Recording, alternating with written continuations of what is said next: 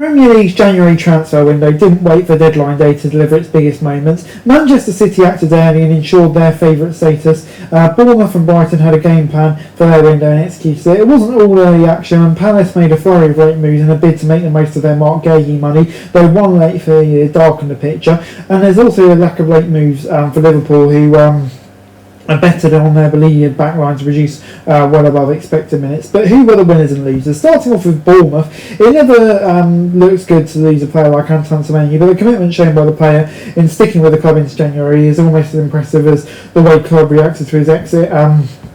Signing Rayan from Vasco da Gama in the hopes of having a pair of 19-year-old stars whose price tag will rise in similar fashion to Semenyo. Alex Toff was also a sneakily good purchase. The Cherries had a nice cold run earlier in the season, but their place on the table shouldn't be a surprise considering how many defenders they had to start this summer. Hoyson, Zambani, Kyrkos, an incredible trio for a team like Bournemouth to have, let alone lose, and have many influential players who are out for a good period of time.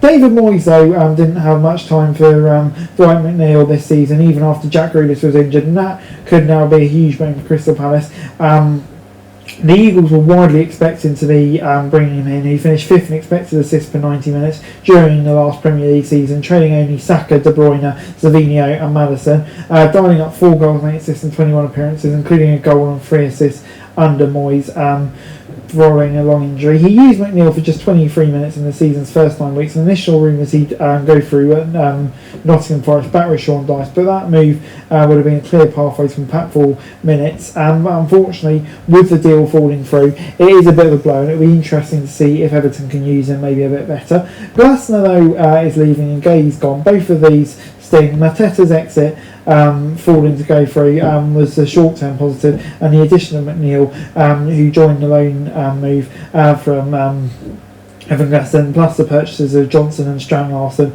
give beleaguered group hope of winning a Conference League and finding an attack chemistry for next season. They're still improved, but it feels like a loss. Liverpool, though, landed a big-ticket defender, but he's not coming to the summer, and it wasn't Mark Gahey. Obviously preoccupied with Isak, they missed that signing in the summer. Now the Reds will have to spend the next few months with a 34-year-old Van Dijk, who's already obviously been used up, Kanate, etc., etc. I mean, Liani remains out, Gomez won't be back for a bit, Endo is getting minutes there at the moment. The club's inability to get Tistamas back from Roma meant they couldn't have a bit of cash for Andy Robinson.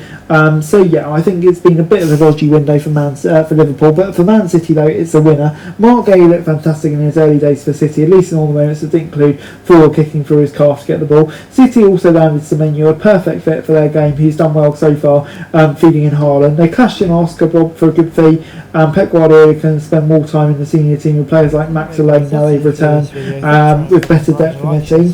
And finally, another winner I'd say is Brighton. I mean, yeah, it's the Brighton way, isn't it? The way they run their team, and I think this year it's been a bit more, I don't know, kind of usual. Matt O'Reilly coming back from Rome, I think will be a good move, and Pascal Gross coming back, obviously a fan favourite, will be a good move for them.